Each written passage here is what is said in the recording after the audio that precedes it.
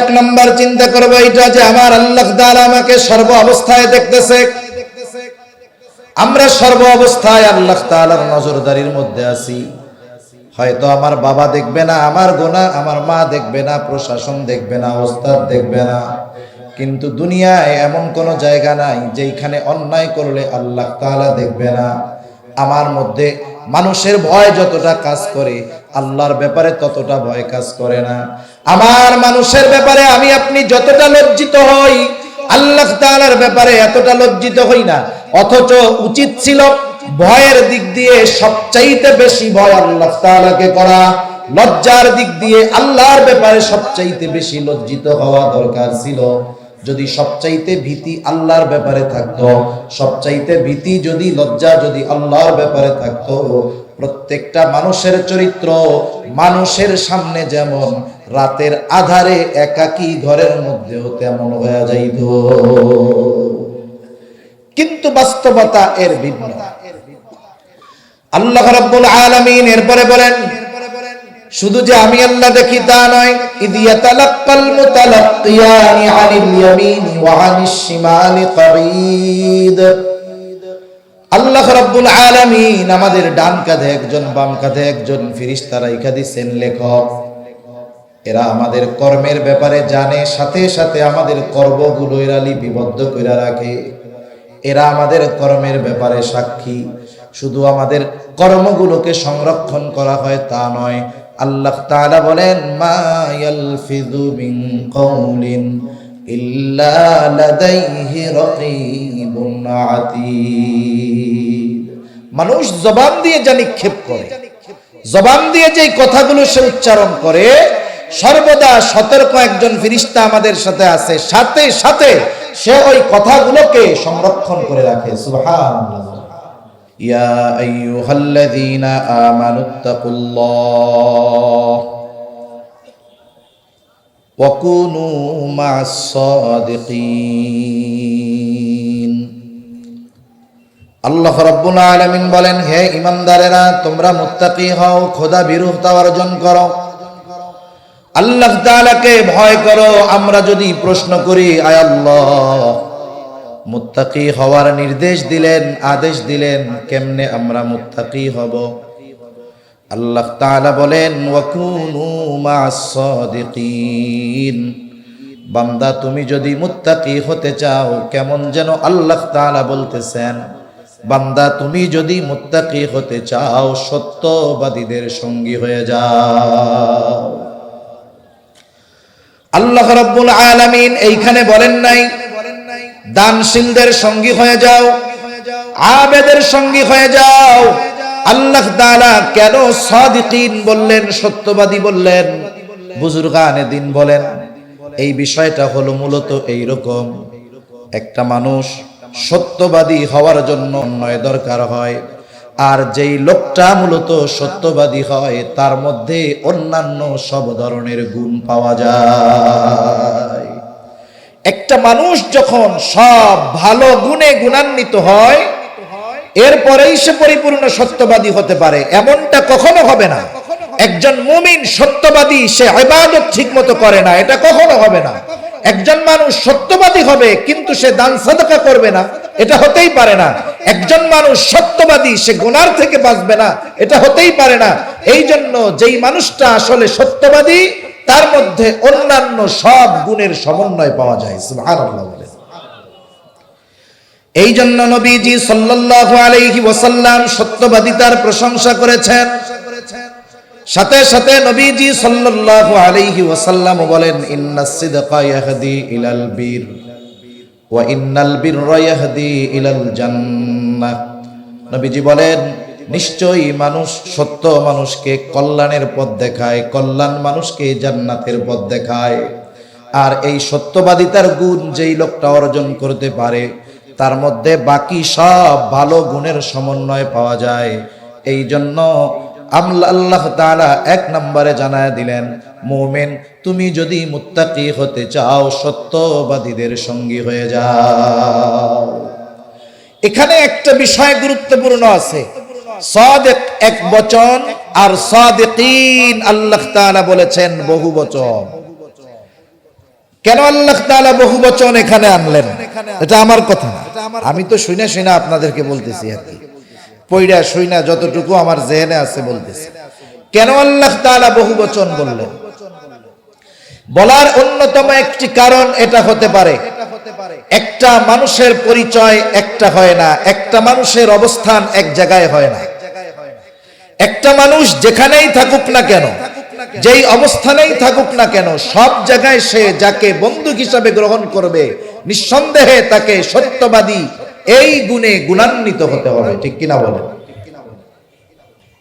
একজন মানুষ চাকরি করে অফিসে, স্বাভাবিক একসাথে চাকরি করার জন্য আশেপাশে যারা থাকে এদের সাথে, কলিগদের সাথে বন্ধুত্বের সম্পর্ক হয় কি হয় না? এখন যদি আমার আপনার বন্ধু অফিসে একজন নামাজি বন্ধু হয়, একজন গুনাহ থেকে বেঁচে থাকে এমন একজন মানুষ যদি বন্ধু হয়, ওই বন্ধু নেককার বন্ধু হওয়ার কারণে দিনের পথে চলা আমার আপনার জন্য সহজ হয় নাকি কঠিন হয়ে যায়? নিঃসন্দেহে সহজ হয়ে যায়। আবার আপনি যখন অফিস থেকে বাসায় ফিরে আসেন, আপনার অবস্থান যেখানে, ওখানে অনেক মানুষের সাথে সম্পর্ক হয়, বন্ধুত্ব হয়। ওই জায়গাগুলো যাদের সাথে সম্পর্ক হবে, উচিত হলো যারা সত্যবাদী, নেককার, পরহেজগার, মুত্তাকি, তাদেরকে বন্ধুরূপে গ্রহণ করা। তাহলে অফিসের বন্ধুটাও আপনার নেককার, বাসার বন্ধুটাও নেককার। তাহলে বলেন তো দ্বীনের উপরে চলা সহজ হবে নাকি কঠিন হয়ে যাবে? প্রত্যেকটা ক্ষেত্রে যদি বন্ধু ভালো হয়, বন্ধু যদি ভালো হয়, তাহলে বন্ধু যেমন ওর প্রভাব অন্যান্য বন্ধুদের মধ্যে পড়ে, সাথী যেমন তার প্রভাব অন্যান্য সাথীর মধ্যে পড়ে। এই জন্য একটা প্রবাদ আছে, সৎ সঙ্গ স্বর্গবাস, অসৎ সঙ্গ সর্বনাশ। ঠিক কিনা বলেন? সৎ সঙ্গ স্বর্গবাস, অসৎ সঙ্গ সর্বনাশ। এরকম উপমা অনেক বুজুর্গানের দিন দিয়ে থাকেন লোহার সাথে চুম্বকের সাথে। একটা লোহা যত শক্তিশালী হোক না কেন, ওই লোহার মধ্যে আকর্ষণ করার শক্তি থাকে না, সে আরেকটা লোহাকে আকর্ষণ করতে পারে না, বরং সে চুম্বকের দ্বারা আকর্ষিত হয়। কিন্তু ওই চুম্বকটা লোহার চাইতে কিন্তু শক্ত নয়, বরং নরম, দুর্বল। লোহার তুলনায় চুম্বক কিন্তু দুর্বল। এখন লোহা যদি চিন্তা করে আমার এত শক্তি, আমি এত মজবুত, আমি ওই চুম্বকের কাছ থেকে জোর কইরা ওর আকর্ষণ শক্তিটা কেড়ে নিয়ে আসবো, বলেন তো এটা সম্ভব নাকি? কখনোই সম্ভব নয়।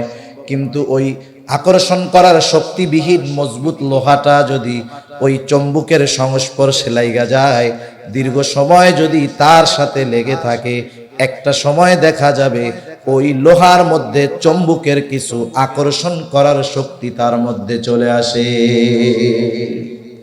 এজন্য সঙ্গের একটা প্রভাব সব সময় আছে। আর আল্লাহ তাআলা বললেন সত্যবাদীদের সঙ্গী হয়ে যাও। আর যেই মানুষটা আসলে সত্যবাদী, তার মধ্যে বাকি সব ভালো গুণের সমন্বয় এমনিতেই পাওয়া যায়, আলাদাভাবে জিজ্ঞেস করার দরকার নাই। একটা উদাহরণ দিলে বুঝতে সহজ হবে বিষয়টা কেমন। মনে করেন একটা ছেলে এক এলাকায়, কেউ ওই এলাকার উচ্চ শিক্ষিত নাই। আগের আমলের গ্রামের মানুষেরা, এখনো গ্রামের অনেক মুরব্বীরা মনে করে ম্যাট্রিক আইয়া এটা মনে হয় অনেক বড় শিক্ষিত কেউ। গ্রামের মানুষ এখনো অনেক জায়গায় এরকম ভাবে, প্রত্যন্ত অঞ্চলে। তা ওই গ্রামের একজন শহরে লেখাপড়া করে বিসিএস ক্যাডার হয়েছে, ভার্সিটি থেকে অনার্স মাস্টার্স সব কমপ্লিট করছে, বিসিএস ক্যাডার হয়েছে, বড় সরকারি চাকরি পেয়ে গেছে। এখন ওই লোকটা যখন গ্রামে গেছে, আশেপাশের সব মানুষ তাকে দেখতে আসছে যে আমাদের গ্রামে একজন উচ্চ শিক্ষিত মানুষ। এখন সবাই দেখে কথাবার্তা বলে চলে গেছে, একজন মুরব্বী দাঁড়িয়ে আছে। সবাই চলে যাওয়ার পরে মুরব্বীকে দেখে ওই বিসিএস ক্যাডার বলতেছে, চাচা আপনি কি কিছু বলবেন নাকি? বলে, হ্যাঁ বাজান, আমি তোমার কাছে একটা কথা জানতে চাইছিলাম। এখন ওই চাচা জানে যে ম্যাট্রিক আইএ পাস করলে সে অনেক উঁচু শিক্ষিত। তা বলতেছে, বাজান তুমি কি লেখাপড়া করছো? উনি বলতেছে যে আমি ভার্সিটি থেকে অনার্স মাস্টার্স কমপ্লিট করছি, সাথে সাথে বিসিএস শেষ করে এখন আমি একটা সরকারি চাকরি করতেছি। চাচা বলতেছে, বুঝলাম তুমি অনার্স মাস্টার্স পাস করছো, তুমি বিসিএস ক্যাডার হইছো বুঝলাম, কিন্তু বাবা তুমি কি আইএ পাস করছিলা? এখন আমারে একটু বলেন তো, একজন মাস্টার্স কমপ্লিট করা ছেলেকে যদি কেউ প্রশ্ন করে তুমি কি ম্যাট্রিক পাস করছিলা, এই প্রশ্নটা বোকামি না? কারণ সে ওই পর্যন্ত যাওয়ার জন্য এই ধাপগুলো সফলতার সাথে অতিক্রম করা লাগছে। এজন্য একটা মানুষ যখন সাদেক হয়ে যায় পরিপূর্ণ, ওই পর্যন্ত পৌঁছাতে গিয়ে তাকে অন্যান্য গুণাবলী অর্জন করে এরপরে ওই জায়গায় পৌঁছানো লাগে। এজন্য কেউ যদি প্রকৃত সত্যবাদীদের সঙ্গী হয়ে যায়, অন্যান্য সকল ভালো গুণ আস্তে আস্তে তার মধ্যে চলে আসে। কি বলবো, অনেক উপমা উদাহরণ দেওয়া যাবে। একজন ভালো মানুষ, সত্যবাদী মানুষের সঙ্গ কতটা প্রভাব মানব জীবনে পড়তে পারে এটা আপনাদের বলার প্রয়োজন হবে না। আজকে এশার আগে দেওয়ানার হযরত এখানে বয়ান করে গেছেন। একজন জেনারেল শিক্ষিত মানুষ, ঠিক কিনা বলেন? হারদুই হযরতের সোহবতে থাকছেন। দেওয়ানার একজন জেনারেল শিক্ষিত মানুষ, নামের সাথে হযরত যোগ হয়ে গেছে, ঠিক কিনা বল? এখন হয়ে গেছে দেওয়ানা হযরত। দেশের হাজারো উলামায়ে কেরাম ওই যে হারদুই হযরতের কাছ থেকে যেই আকর্ষণ নিজের মধ্যে নিয়েছেন সেটা পাওয়ার আশায় দেশের হাজারো উলামায়ে কেরাম ওনার সংস্পর্শে আসে না নাই? এই যে কিছুদিন আগে আরাক আল্লাহর ওলি মারা গেছে, প্রফেসর হযরত রহমাতুল্লাহি আলাইহি হামিদুর রহমান, বিসিএস ক্যাডার, বুয়েটের প্রফেসর হাফেজি হুজুর রহমাতুল্লাহি আলাইহির সোহবতে থেকে এত দামি হয়ে গেছে, নামি হয়ে গেছে প্রফেসর হযরত। দেশের হাজারো উলামায়ে কেরাম ওনার সংস্পর্শে গেছে। উনি যেই আকর্ষণটা হাফেজি হুজুর রহমাতুল্লাহি আলাইহির থেকে লাভ করেছেন, ওনার থেকে ওই আকর্ষণগুলো অর্জন করার জন্য দেশের হাজারো উলামায়ে কেরাম ওনার সোহবতে গিয়েছেন। এই জন্য বাস্তব কথা হইল, একটা মানুষ যদি বাস্তবেই প্রকৃত মুত্তাকি হতে চায়, প্রকৃত আহলুল্লাহ তথা সাদিকিনদের সঙ্গ ছাড়া কখনোই সম্ভব নয়। এটা অসম্ভব। অর্জিত হতে পারে কিন্তু বাস্তবটা অর্জিত হবে না। আপনাদেরকে তো আর দামি শব্দ চেনানো লাগবে না। দামি শব্দের নাম শুনছেন? শুনে নাই মনে হয়। দামি শব্দের নাম শুনেন নাই? যেমন দামি মোবাইল, দামি নির্বাচন, দামি প্রার্থী, এসব বলে কিছুই শোনে না। শুনছেন না? এখন মনে করেন দামি কাকে বলে? দামি হইল অরিজিনালটার দেখতে হুবহু কিন্তু আসলে অরিজিনাল না। বুঝেন নাই? সোহবতবিহীন মুত্তাকি বুজুর্গ দেখতে ওই রকম বুজুর্গের মতো, কিন্তু এটা দামি বুজুর্গ, অরিজিনাল বুজুর্গ নয়। সেজন্য আল্লাহ তাআলা এক নম্বরে বললেন, মুমিন যদি মুত্তাকি হতে চাও তাহলে সাদিকিনদের সঙ্গী হয়ে যাও। দুই নম্বর, আল্লাহ তাআলা কোরআনুল কারীমের আরেক জায়গায় বলেন, ইয়া আইয়ুহাল্লাযীনা আমানুত্তাকুল্লাহ, হে ঈমানদারেরা তোমরা আল্লাহ তাআলাকে ভয় করো।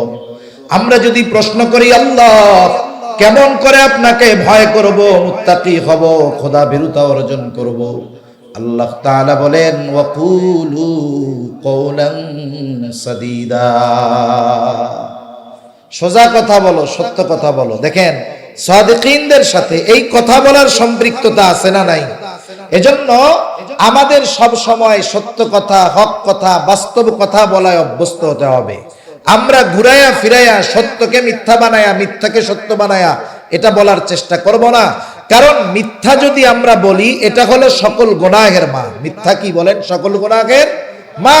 এজন্য মিথ্যা ছাড়বো, আমরা সোজা সাপটা কথা বলবো, সত্য কথা বলবো, হক কথা বলবো, এবং জবানের যত গুনাহ আছে সব গুনাহ থেকে এই জবানকে আমরা পবিত্র রাখবো, ইনশাআল্লাহ। রাখবো তো?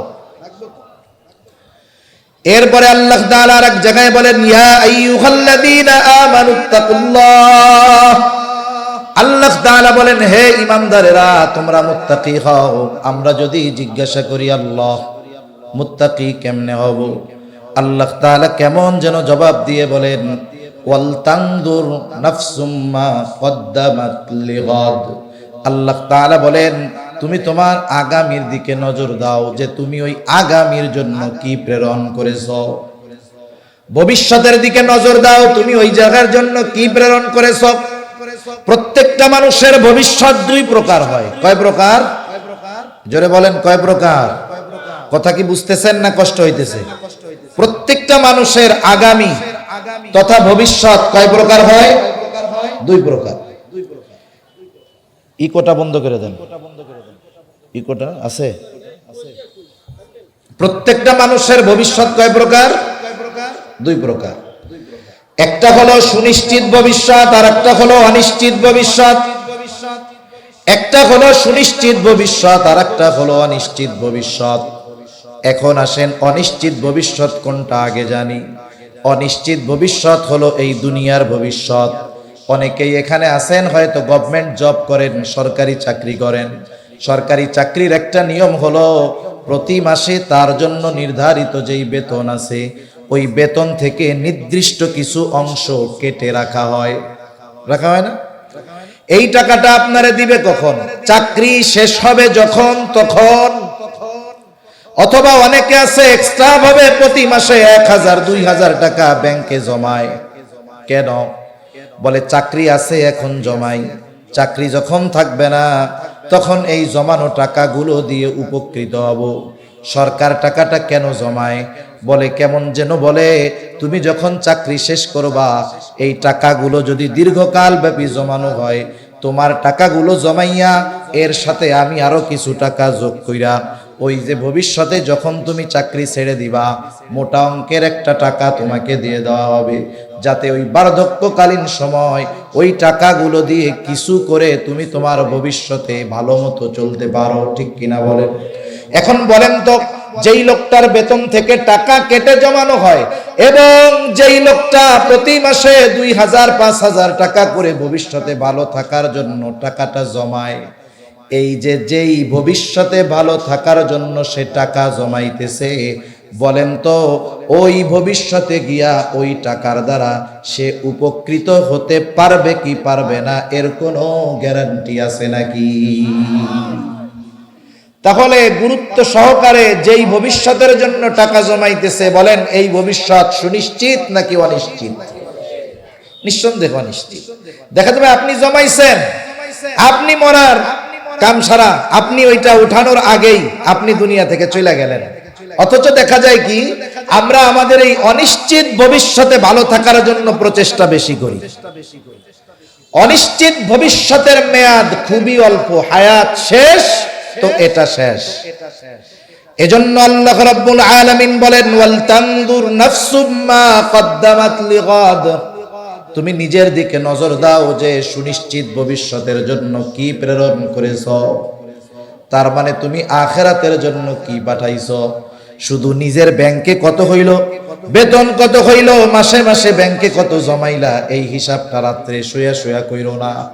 তুমি মাঝে মধ্যে ওই আখিরাতে অনন্তকালের সুনিশ্চিত ভবিষ্যতে ভালো থাকার জন্য কি ব্যাংক ব্যালেন্স পাঠাইছো এই বিষয়টারও মাঝে মধ্যে হিসাব কইরো। জীবনের হিসাবকে বলা হয় মুহাসাবা। কি বলে বলেন না? মুহাসাবা, নিজের সাথে নিজে হিসাব করা, যে আমি নিজে নিজে হিসাব করব, যাই রে আমি আমার আখিরাতের জন্য কি জমাইলাম। এজন্য বুজুর্গানে দ্বীনও বলেন প্রত্যেকটা মানুষের উচিত যখন সে রাতে ঘুমাতে যাবে 5টা মিনিট সারা দিনের আমলের হিসাবের একটা সামারি টান দেওয়া। আপনাদের তো বড় বাজার, অনেক বড় বড় ব্যবসায়ী এইখানে আছে। একজন ব্যবসায়ী প্রতিষ্ঠিত প্রসিদ্ধ সফল ব্যবসায়ীর কিছু গুণাবলী আছে, অনেকগুলো গুণ। এর মধ্যে অন্যতম 2-1টা গুণের কথা বলবো আমি। বলবো সফল ব্যবসায়ী যে সে প্রতিদিন দোকান বন্ধ করে বাসায় যাওয়ার আগে সে একটা হিসাব করে। তার হিসাবটা সাধারণত 2 বা 3 ধরনের হয়। এক নাম্বার হিসাব করে আজকে সারা দিনে বেচা কেনা কত হইল। 2 নাম্বার হিসাব আজকে সারা দিনে বাকি কত গেল। 3 নাম্বার হিসাব আজকে সারা দিনে সে কত টাকার মাল জিনিস কিনলো। এই 3টাকে সামনে রেখে সে সারা দিনের হিসাব করার পরে সে বুঝতে পারে যে আজকে আমার ব্যবসায় লাভ কত আছে। মনে করেন যে যেই ব্যবসা করে, সিমেন্টের ব্যবসায়ী, মনে করেন সে হিসাব করেছে আজকে দিনে তার 1 লাখ টাকা সেল হয়েছে। কয় লাখ? একটু জোরে বলেন, কয় লাখ? 1 লাখ। মাসলা মাসাইল তো আর জিজ্ঞাসা করতেছি না, জিজ্ঞাসা করতেছি তো অন্য কিছু। যা জিজ্ঞাসা করি একটু জোরে বললে আমার একটু ভাল লাগে যে আপনারা বুঝতেছেন, না বুঝলেও একটু জোরে কইয়া বুঝার ভান করেন। তাহলে সারাদিনে বেচা কেনা কত হয়েছে? এখন যে যেই ব্যবসা করে বলেন তো, সেই ব্যবসার সেলের উপরে লাভ কত, এটার আইডিয়া তার আছে না নাই? তার হিসাব আছে 1 লাখ টাকায় 20,000 টাকা তার ব্যবসা হবে, লাভ হবে। এখন বাকির খাতা টান দিয়া দেখে বাকি গেছে 30,000। তাহলে আজকের দিনে 20,000 লাভ ছিল, বাকি 30,000 গেল। তার মানে লাভের টাকা কি তার পকেটে আছে? লাভের টাকা তো নাই, বরং মূল পুঁজি থেকে আরো 10,000 অন্যের পকেটে আছে। সে চিন্তা করতেছে বাকির আর এক নাম তো ফাঁকি। এই গতিতে যদি ব্যবসা চলে তাইলে তো আমার ব্যবসা 1 মাসে শেষ। এবার সে চিন্তা করবে আমার 1 লক্ষ টাকা সেল বেচা কেনা দরকার নাই, আমি 30,000 বাকি বাদ দিয়ে দিব, আমার বিক্রয় হবে 70,000। 70,000 যদি বিক্রি হয় তাহলে আমার 14,000 নগদ লাভ থাকবে। 1 লাখ টাকা বেচা 30,000 বাকি দিয়া লাভ আর আসল অন্যর পকেটে না দিয়া 70,000 টাকা বিক্রয় করে 14,000 টাকা নিজ পকেটে থাকাই নিরাপদ। ঠিক কিনা বলেন? হিসাবের পরে সে দোকানের কর্মচারীরা কি বলবে? এরকম বলবে, এই আগামীকাল থেকে আমার আব্বা এসেও যদি বাকি চাই খবরদার দিবি না। অন্যরা তো বাপ, আমার বাপ চাইলেও কি দিবা না, বাকি দিবা না। এই যে ব্যবসায়ী রাতের বেলায় হিসাব ক্লোজ করার পরে আগামী দিন তার ব্যবসার পলিসি নির্ধারণ করে এরপরে বাড়িতে যায়, এই ধরনের ব্যবসায়ী স্বল্প পুঁজি নিয়ে ব্যবসা শুরু করলেও এক সময় তার ব্যবসা বিরাট পরিধি লাভ করে। কিন্তু কিছু দোকানদার আছে দেখবেন অনেক পুঁজি নিয়ে ব্যবসা শুরু করছে, কিন্তু জীবনেও খাতা কলম ধরে না, দোকান অগোছালো রেখে বেহিসাবি দোকান বন্ধ করে চলে যায়। দেখবেন 50 লাখ টাকা নিয়ে ব্যবসা শুরু করছে, 1 বছর না যাইতেই ওনার দোকানে খালি ডিব্বা ছাড়া আর কোনো কিছুই নাই। এমন দোকানদার তো 2-4 জন আপনারা দেখেন নাই, দেখছেন? এখন দেখেন দুনিয়ার লাইনে একজন মানুষ যদি তার দুনিয়ার ওই কর্মের হিসাবটা যথাযথভাবে করে তাহলে সে সফল ব্যবসায়ী হতে পারে। আরে আখিরাতের লাইনে একজন মানুষ যদি তার জীবনের আমলের হিসাব যথাযথভাবে করে নিঃসন্দেহে সে আখিরাতে একজন সফল মানুষ হবে। ঠিক কিনা? এজন্য আমাদের জীবনের সাথে হিসাব করার দরকার, এটাকে বলা হয় মুহাসাবা। আমি আপনি যখন রাতের বেলায় শুতে যাব, বুজুর্গানে দিন বলেন, আমি 5টা মিনিট সময় যদি চোখ বন্ধ করে সারা দিনের কর্মের উপরে নজর দেই, আমি আমার সারা দিনের কর্মের একটা হিসাব বের করে ফেলতে পারবো যে আজকে সারা দিন আমার দ্বারা কতটা অন্যায় হলো, সারা দিন আমার দ্বারা কতটা ভালো কাজ হলো। দেখা গেল আজকের দিনে মন্দ কাজ বেশি, ভালো কাজ কম। একজন মানুষ যখন রাতের বেলা ঘুমোতে যায়, বিছানায় যায়, সে বিছানায় যেই চিন্তা নিয়ে যায়, যেই কর্ম নিয়ে বিছানার সাথে সেই পিঠটা লাগায়, তার গোটা রাত ওই চিন্তা আর ওই কর্মের প্রভাব তার উপরে বিস্তার লাভ করে। কিন্তু আফসোস, এখন আমরা শোয়ার আগে মোবাইল ধরি, এরপরে শুই, এইটার প্রভাব চলে সারা রাত আমাদের উপরে। ঠিক কিনা বলেন?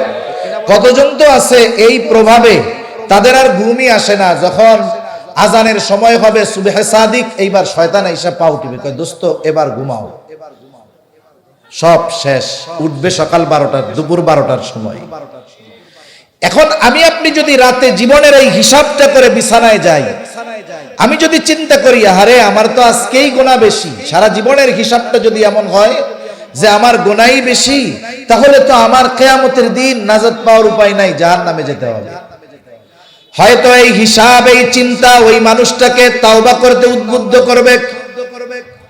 সে হয়তো আল্লাহর কাছে খালেস তাওবা করবে, বলবে আল্লাহ আমি তো শয়তানের ধোঁকায় পড়ে অনেক গুনাহ করে ফেলেছি, আল্লাহ এই অবস্থায় যদি আমার মরণ হয় বাঁচার কোনো উপায় নাই, আল্লাহ আপনি আমাকে ক্ষমা করে দেন, আমার গুনাহগুলো মাফ করে দেন, আমি আগামী দিন থেকে আর গুনাহ করব না। সেই ব্যক্তি যদি খালেস তাওবা করে, আশা করা যায় আল্লাহ তাআলা তার এই তাওবা কবুল করবে। আল্লাহ না করুন ওই রাত্রে যদি লোকটা মারা যায়, চিন্তা কইরা দেখেন তাওবা করছে, এরপরে আর গুনাহ করতে পারে নাই, আশা করা যায় ওই লোকটা মৃত্যুবরণ করবে আর আল্লাহ তাআলার বন্ধুদের তালিকায় তার নামটা উঠে যাবে। এজন্য জীবনের হিসাব আমাদের করতে হবে যে আমি আমার আসল ভবিষ্যতের জন্য, সুনিশ্চিত ভবিষ্যতের জন্য কি প্রেরণ করলাম, এই 2-4-5 মিনিট রাতে ঘুমানোর আগে করা যাবে না ইনশাআল্লাহ? করা যাবে তো ইনশাআল্লাহ? একটু নিজের সাথে নিজে হিসাব করেন, কত মানুষের জীবন পরিবর্তন হয়ে গেছে। হাদিসের মধ্যে যেমন এক জালেমের ঘটনা আসছে, তার নাম হলো কিফিল। ওই জালেমের নাম ছিল কিফিল। হাদিসের মধ্যে আসছে এমন কোন অন্যায় নাই যে কিফিল করে নাই, এমন কোন অন্যায় নাই যেটা কিফিল করে নাই। কিফিলের কাছে একদিন একজন মহিলা আসছে, দরিদ্র অভাবী বিধবা সুন্দরী একজন মহিলা এসে বলে, কিফিল আমাকে কিছু টাকা কর্জ দাও, আমি তোমাকে এটা পরবর্তীতে ফিরাইয়া দিব। কিফিলের অন্যায়গুলার মধ্যে অন্যতম একটা অন্যায়, সে সুদে মানুষকে টাকা ধার দিত, ঋণ দিত সুদে। কিফিল বলে, মহিলা আমি তো তোমাকে এমনিতে কোনো টাকা দিব না। মহিলার চেহারার দিকে তাকাইয়া কিফিলের মধ্যে শয়তানি চিন্তা জাগ্রত হয়ে গেল। কিফিল বলে, তোমাকে টাকা দিতে পারি একটা শর্তে, সুদ দেওয়া লাগবে না। নির্ধারিত দিনে তুমি আমার সাথে গোপন অভিসারে লিপ্ত হবা, জেনায় লিপ্ত হবা। কাদাল ফাকিরু আন ইয়াকুনা কুফরা, দরিদ্রতা মানুষকে কুফরি পর্যন্ত পৌঁছায়া দেয়। এই জন্য আমার আপনার পাশে, আমার আপনার সমাজে আশেপাশে অনেক মানুষ এমন দেখতে পাওয়া যাবে যারা অপরাধের সাথে জড়ায় গেছে। এই অপরাধের সাথে শখে জড়ায় নাই, দেখা যাবে এই অপরাধের সাথে জড়ানোর পেছনে অন্যতম কারণ হলো তার অভাব। অপরাধী সবাই অপরাধ শখ করে করে না, অনেক মানুষ অভাবের কারণে তারা অপরাধের সাথে জড়িত হয়।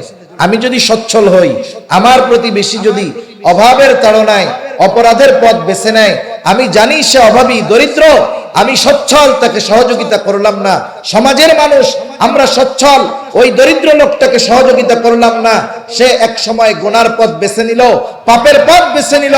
মনে রাখবেন, ওই লোকটা অভাবে পড়ে পাপ করে আল্লাহর আদালতে একা অপরাধী হবে না, সমাজের সচ্ছল মানুষকেও সেই দিন অপরাধীর কাঠগড়ায় দাঁড়াতে হবে। এই জন্য বিষয়গুলো আমাদের খেয়াল রাখার দরকার।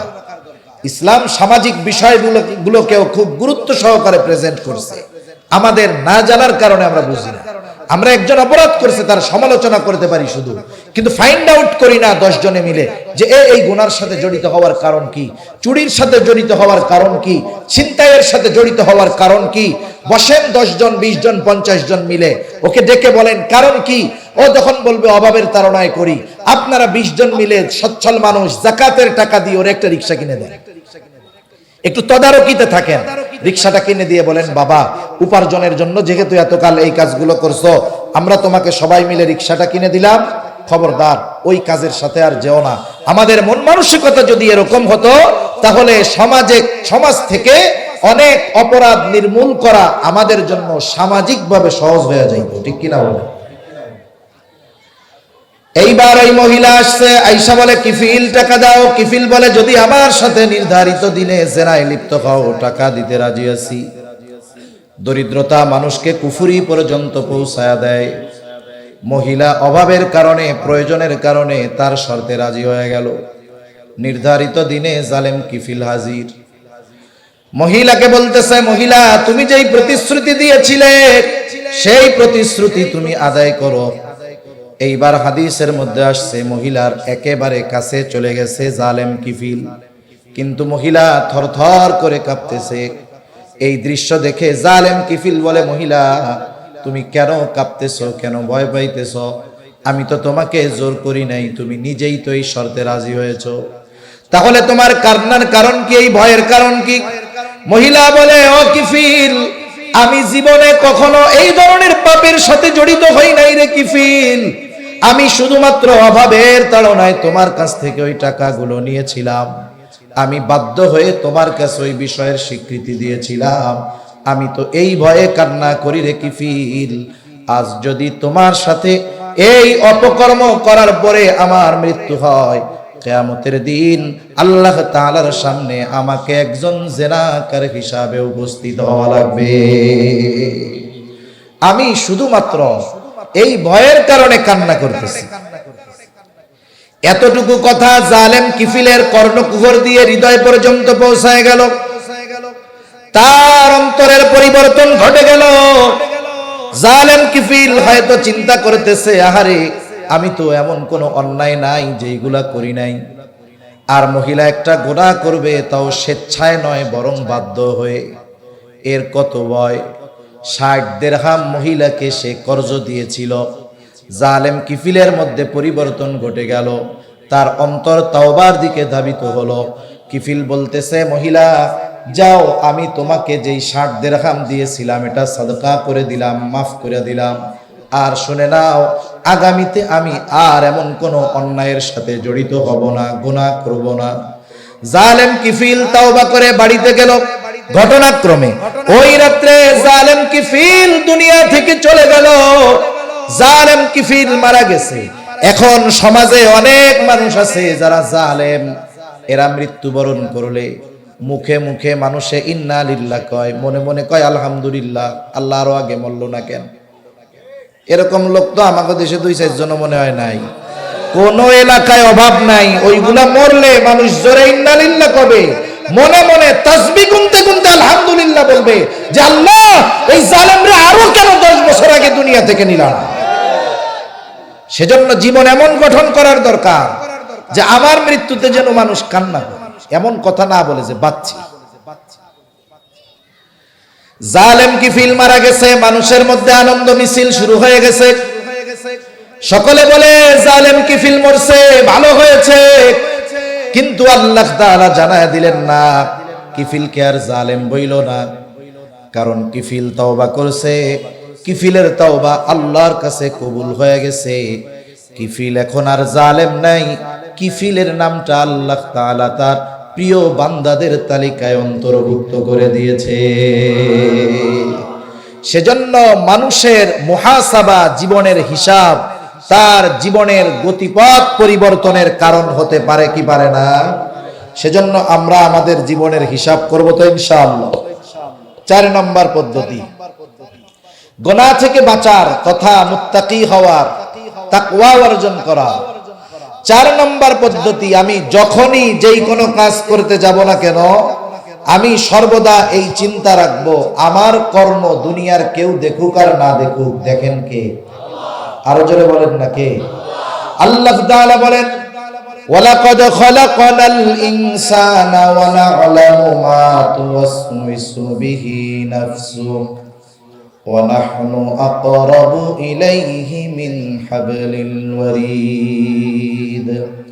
আল্লাহ তাআলা বলেন, আমি মানুষ সৃষ্টি করেছি, ওয়া না'লামু মা তুওয়াসওয়িসু বিহি নাফসুহু, আমি জানি কোন জিনিস তার অন্তরের মধ্যে ওয়াসওয়াসা দেয়। আল্লাহ তাআলা কেন জানে? আল্লাহ তাআলা বলেন, ওয়া নাহনু আকরাবু ইলাইহি মিন হাবলিল ওয়ারিদ। আল্লাহ তাআলা বলেন, বান্দা জানার কারণ কি শোনো, আমি তো চাইতে অধিক নিকটে। আমি আমার যত কাছে, আমরা আমার যত কাছে, আমরা আমাদের যত কাছে, তার চাইতে বেশি কাছে কে? আরো জোরে বলেন না কে? আল্লাহ আমাদের সব জানে, সব দেখে, সর্বহালতে দেখে। আচ্ছা, আপনাদের কারো কাছে যদি বিশ্বস্ত সূত্রে এই খবর আসে যে ভাই আপনাকে কিন্তু গোয়েন্দা সংস্থা নজরদারিতে রাখছে, বিশ্বস্ত সূত্রে খবর আসলো আপনার গতিবিধি গোয়েন্দা সংস্থা পর্যবেক্ষণ করতেছে, যার ব্যাপারে এই খবর আসবে, বলেন তো তার চালচলন কেমন হয়ে যাবে? ও বাড়ি আর মসজিদ থেকে কোথাও যাবে না। ওর মতো বুজুর্গ দেখবেন 1 সপ্তাহ হয়ে গেছে আল্লাহর ওলি একবারে, কি ভয়ে যে আমাকে নজরদারির মধ্যে রাখছে, এই কথা চিন্তা করে তার জীবনের পরিবর্তন হবে। আমাদের দুনিয়ায় এমন একটা জায়গা দেখান তো যেই জায়গায় গেলে আল্লাহ তাআলা দেখবে না। এরকম 2-4টা জায়গা দুনিয়ার কোন জায়গায় আছে? দুনিয়ার কোথাও নেই। কোন মানুষ যদি এমন কোন পাথরের মধ্যে গিয়ে আমল করে, ভালো কাজ অথবা মন্দ কাজ, যেই পাথরের দরজাও নাই, জানালাও নাই, ওই রকম পাথরের মধ্যে গিয়ে যদি কেউ কোনো কর্ম করতে পারে, ওই কর্মটাও আল্লাহ তাআলা সুস্পষ্টভাবে দেখতে পায়। সুবহানাল্লাহ। তাহলে 1 নাম্বার চিন্তা করব এটা যে আমার আল্লাহ তাআলা আমাকে সর্ব অবস্থায় দেখতেছে। আমরা সর্ব অবস্থায় আল্লাহ তাআলার নজরদারির মধ্যে আছি। হয়তো আমার বাবা দেখবে না আমার গুনাহ, আমার মা দেখবে না, প্রশাসন দেখবে না, ওস্তাদ দেখবে না, কিন্তু দুনিয়ায় এমন কোন জায়গা নাই যেখানে অন্যায় করলে আল্লাহ তাআলা দেখবে না। আমার মধ্যে মানুষের ভয় যতটা কাজ করে, আল্লাহর ব্যাপারে ততটা ভয় কাজ করে না। আমার মানুষের ব্যাপারে আমি আপনি যতটা লজ্জিত হই, আল্লাহ তাআলার ব্যাপারে এতটা লজ্জিত হই না। অথচ উচিত ছিল ভয়ের দিক দিয়ে সবচাইতে বেশি ভয় আল্লাহ তাআলাকে করা, লজ্জার দিক দিয়ে আল্লাহর ব্যাপারে সবচাইতে বেশি লজ্জিত হওয়া দরকার ছিল। যদি সবচাইতে ভীতি আল্লাহর ব্যাপারে থাকতো, সবচাইতে ভীতি যদি লজ্জা যদি আল্লাহর ব্যাপারে থাকতো, প্রত্যেকটা মানুষের চরিত্র মানুষের সামনে যেমন রাতের আধারে একাকী ঘরের মধ্যেও তেমন হয়ে যাইত। কিন্তু বাস্তবতা এর ভিন্ন। আল্লাহ রাব্বুল আলামিন এরপরে বলেন, শুধু যে আমি আল্লাহ দেখি তা নয়, ইদিয়াতালাক্কাল মুতালাক্কিয়ানি আনিল ইয়ামিনি ওয়া আনিশ শিমালি কাঈদ। আল্লাহ রাব্বুল আলামিন আমাদের ডান কাঁধে একজন, বাম কাঁধে একজন ফেরেশতা রাইখা দিয়েছেন লেখক। এরা আমাদের কর্মের ব্যাপারে জানে, সাথে সাথে আমাদের কর্মগুলো এরা লিপিবদ্ধ করে রাখে। এরা আমাদের কর্মের ব্যাপারে সাক্ষী। শুধু আমাদের কর্মগুলোকে সংরক্ষণ করা হয় তা নয়, আল্লাহ তাআলা বলেন, মা ইয়ালফিযু মিন কাউলিন ইল্লা লাদাইহি রাকীবুন আতীদ। মানুষ জবান দিয়ে যা নিক্ষেপ করে, জবান দিয়ে যে কথাগুলো সে উচ্চারণ করে, সর্বদা সতর্ক একজন ফেরেশতা আমাদের সাথে আছে, সাথে সাথে সে ওই কথাগুলোকে সংরক্ষণ করে রাখে। সুবহানাল্লাহ। আমরা মানুষের সাথে ফোনে কথা বলার সময় কত সতর্ক হই, কি কথা কইয়া ফেলবো, আবার ওই পাশ দিয়ে দেখা যাবে রেকর্ড হয়ে যাইতেছে। কত মানুষের এই দুনিয়ার কল রেকর্ড ফাঁস হয়ে গেছে। ফাঁস হওয়ার পরে আকাশচুম্বী জনপ্রিয়তা মুহূর্তের মধ্যে ভূপাতিত হয়ে গেছে, ঠিক কিনা বলে? কতজন এই দেশ থেকে ইসলামকে নির্মূল করে দিতে চায়। টুপিওয়ালা গো দেখা নিতে চাইছিল, এরকম লোক ছিল না একজন? কত পাওয়ারফুল ছিল। এক কল রেকর্ড ফাঁস হয়েছে, কোথায় তার পাওয়ার, কোথায় তার ক্ষমতা, মুহূর্তের মধ্যে ভূপাতিত হয়ে গেছে, ঠিক কিনা বলে? আর আমার আপনার এরকম অনেক বিষয় আছে যেটা দুনিয়ার মানুষ জানে না। কিয়ামতের দিন যদি আল্লাহ তাআলা এই রেকর্ডগুলো ফাঁস করে দেয়, কোথায় লজ্জায় মুখ ঢাকবো, সে জায়গা আর থাকবে না। এই বিষয়টা আর গেলাম না, এই পর্যন্ত শেষ। কিভাবে আল্লাহর ভীতি অর্জন করা যাবে? আল্লাহ তাআলা এই আদেশ করার সাথে সাথে আল্লাহ ভীতি অর্জনের পদ্ধতিগুলো আমাদেরকে বলে দিয়েছেন। এবার আসেন দ্বিতীয় বিষয়, যে এই তাকওয়া অর্জনের গুরুত্বটা কত। কোরআনুল কারীমের মধ্যে আল্লাহ তাআলা প্রায় 200 জায়গায় তাকওয়ার কথা বলেছেন। কত জায়গায়?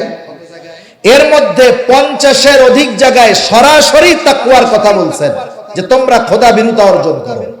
এবং আল্লাহ তাআলা এটাও জানিয়েছেন, অতীতের সব নবীকে আল্লাহ তাআলা তাকওয়ার ব্যাপারে নির্দেশ দিয়েছেন। এর দ্বারাই বোঝা যায় যে একটা মুমিনের জন্য পরিপূর্ণ মুত্তাকি হওয়া, খোদা ভীরুতা অর্জন করা কতটা জরুরি, এর দ্বারা এটা মোটামুটি অনুধাবন করা যায়, ঠিক কিনা বলে? এখন আমরা তো আসলে দুনিয়ায় লাভ খুঁজি। একটা জিনিস করব, যদি আমার লাভ না থাকে আমি কোথায় করব এটা? এক জায়গায় আমি একদিন এক চেয়ারম্যান সাহেবরে বলতেছি, এক মসজিদের জন্য, স্কুলে ছেলেরা নামাজ পড়ে, নামাজের জায়গাটা নোংরা হয়ে গেছে, টিন টুন ভেঙে গেছে, কিছু ছেলে নামাজ পড়ে, তাদের নামাজের জায়গাটা সংরক্ষণ করার দরকার। একজন চেয়ারম্যান সাহেব খুব দানবীর শুনছি, আমি ওনারে গিয়ে বলতেছি যে আপনার পাশের এলাকায় একটা মসজিদে কিছু টিন দরকার, একটু সংরক্ষণ করার দরকার, চারদিকে দেয়াল দিলে হয়তো 1000, 20-30 টাকা, এরকম 20-30 হাজার টাকা হলে হয়ে যাবে, আপনি একটু সহযোগিতা করেন। আপনি তো অনেক জায়গায় দেন এলাকার মসজিদে। এখন জিজ্ঞাসা করে, ওইটা কি আমার ইউনিয়নে? আমি বললাম না, আপনার ইউনিয়নে না, তবে আপনার পাশের এলাকায়, 1 গ্রাম পরেই, আপনার গ্রামের পরেই, যদিও একবারে সীমান্তে। তা বলতেছে, আমি তো আমার ইউনিয়নের বাইরে দান সদকা করি না। তাই এই দান সদকা কি আল্লাহর জন্য করে? বুঝেন নাই? এ দান সদকা কার জন্য করছে? এই দান সদকা করেছে ভোটের জন্য। ওরাও দান করে ঠিক, লাভ কোথায় আছে এটা দেখা।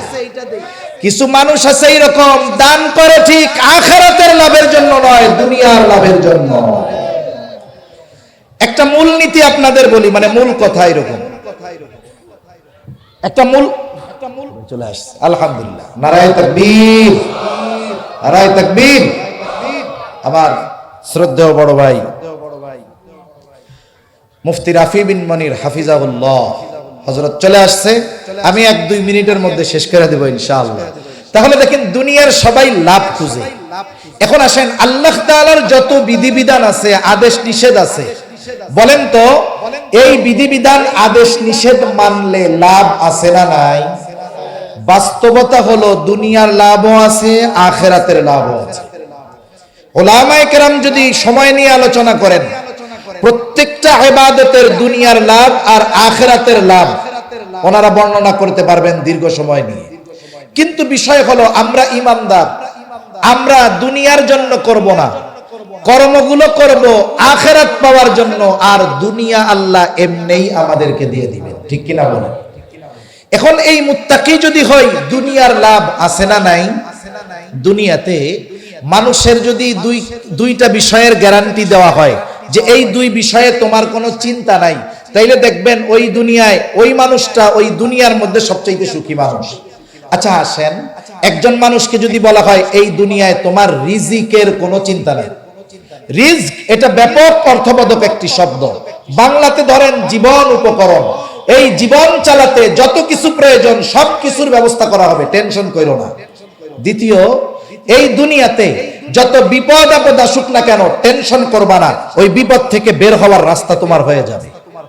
এখন এই 2 বিষয়ের গ্যারান্টি কোন মানুষ যদি দুনিয়ায় পেয়ে যায়, বলেন তো দুনিয়ার কোনো টেনশন চিন্তা তার কি আর থাকবে? থাকবে না। কেউ যদি এই 2টা জিনিসের গ্যারান্টি আল্লাহর কাছ থেকে পেতে চায়, তাহলে আল্লাহ তাআলা বলেন ওয়া মাইয়াত্তাকিল্লাহা ইয়াজআল লাহু মাখরাজা ওয়া ইয়ারযুকুহু মিন হাইথু লা ইয়াহতাসিব। আল্লাহ তাআলা বলেন যে আল্লাহ তাআলাকে ভয় করে, ইয়াজআল লাহু মাখরাজা, তার দুনিয়া আখিরাতের যত মুসিবত হোক না কেন ওই মুসিবত থেকে বের হওয়ার ব্যবস্থা আল্লাহ তাআলা করে দিবে। 2 নাম্বার, ওয়ায়ারযুকুহু মিন হাইথু লা ইয়াহতাসিব, আর তাকে আল্লাহ তাআলা এমন জায়গা থেকে রিজিকের ব্যবস্থা করে দিবে যে সে সেটা কল্পনাও করতে পারবে না। কল্পনাতীত জায়গা থেকে রিজিকের ব্যবস্থা হবে, বিপদ আপদ মুসিবত থেকে উদ্ধার হওয়ার বাঁচার রাস্তা আল্লাহ তাআলা ইনশাআল্লাহ দুনিয়াতে করে দিবে। সুবহানাল্লাহ। আমি দুনিয়ার লাভ আর বলবো না, এবার আখিরাতের একটা লাভ বলি। আখিরাতের লাভ তো অনেক, আল্লাহ তাআলা মাফ করবেন, মুত্তাকিদেরকে একেবারে আহ্বান করে করে জান্নাতের মধ্যে প্রবেশ করানো হবে। ওয়াসিকাল্লাযীনা তাকাউ রাব্বাহুম ইলাল জান্নাতি যুমারা। এখন আসেন স্পেশালিটি তাদের কি হবে? আল্লাহ তাআলা তাদেরকে স্পেশালিটি যেটা দিবেন, যে আল্লাহ সুবহানাহু ওয়া তাআলা ইন্নাল মুত্তাকিনা ফি জান্নাতি ওয়া নাহার ফি মাকআদি সিদকিন ইনদা মালিকিম মুকতাদির। আরে আল্লাহ তাআলা তো জান্নাতে প্রবাহিত নহর তো দিবেনই, সাথে সাথে আল্লাহ সুবহানাহু ওয়া তাআলা তার পাশে বসার জন্য মুত্তাকিদের স্পেশাল চেয়ারের ব্যবস্থা করে দিবে। এই দুনিয়াতে একজন মানুষ একজন বিখ্যাত মানুষের পাশে বসার জন্য কত চেষ্টা করে না? আহকামুল হাকিমিনের পাশে বসার ব্যবস্থা আল্লাহ করে দিবে। ছোট্ট একটা গল্প বলে আমি আলোচনা শেষ করব। আমাদের আল্লামা আহমদ শফি রহমাতুল্লাহি আলাইহি হযরত একবার সফরে যাবেন টেকনাফে। এখন বড় আয়োজন করতেছে উলামায়ে কেরাম। একজন লোক দেখছে যে এত বড় আয়োজন কাকে নিয়ে, কাকে কেন্দ্র করে, তা বলতেছে যে আমাদের তৎকালীন সময়ের আমির হেফাজত আল্লামা শাহ আহমদ শফি দামাত বারাকাতুহুমুল আলিয়া আসবে, এই জন্য আমাদের এই আয়োজন। তা বলতেছে আপনাদের খরচ কত হবে? তা সব খরচ দিয়ে তারা একটা বলছে 14-15 লক্ষ টাকা খরচ হবে। লোকটা বলতেছে যে আমি সব খরচ দিয়ে দিব, আরো বেশি লাগলে দিব, দ্বিগুণ লাগলে দিব, তবে একটা শর্তে। কি শর্তে? বলে আমাকে একটু হুজুরের পাশে বসার ব্যবস্থা করে দিতে হবে, হুজুরের সাথে এক দস্তরখানে খাওয়ার ব্যবস্থা করে দিতে হবে। কর্তৃপক্ষ চিন্তা করছে এইটুক কাম করানো কোনো ব্যাপার হইল নাকি? এতে তো যদি আমাদের সব খরচ বহন করে তাইলে কোনো টেনশন নাই। দেখেন আফসোসের বিষয় হলো হুজুর ওই প্রোগ্রামে যাইতে পারেন নাই। এখন আমি যেই বিষয়টা বোঝানোর জন্য বলতেছি, যাওয়ার প্রতিক্রিয়া কি হয়েছে সেটা ভিন্ন। যেই বিষয়টা আমি বোঝানোর জন্য বলতেছি যে দেখেন, দুনিয়ার একটা মানুষের পাশে থাকার জন্য, পাশে একটা চেয়ার পাওয়ার জন্য, সাথে বসে একটু খাওয়ার জন্য একটা মানুষ 20 লক্ষ টাকা ব্যয় করতে পিছপা হয় নাই। আরে মিয়া, আমরা আল্লাহর পাশে আসন পাওয়ার জন্য এই দুনিয়ায় গুনাহমুক্ত জিন্দেগি করতে পারবো না ইনশাআল্লাহ? কারা কারা তৈরি আছেন? নারায়ে তাকবীর, নারায়ে তাকবীর। আল্লাহ তাআলা আমাদের সকলকে গুনাহমুক্ত জিন্দেগি গঠনের তৌফিক দান করুন। আল্লাহ তাআলা সকল প্রকার গুনাহ থেকে বেঁচে থাকা